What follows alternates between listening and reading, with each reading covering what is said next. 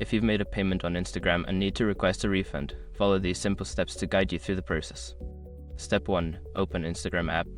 Launch the Instagram app on your mobile device and log into your account if you haven't already. Step 2. Access your profile. Tap on your profile icon located at the bottom right corner of the screen to access your profile settings. Step 3. Go to Settings.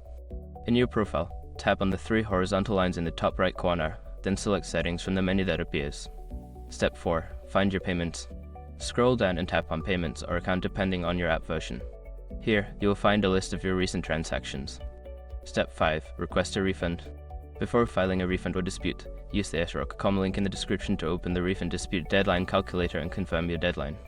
Once you've completed these steps, keep an eye on your email for updates regarding your refund request. If you have any issues, consider reaching out to Instagram support for further assistance.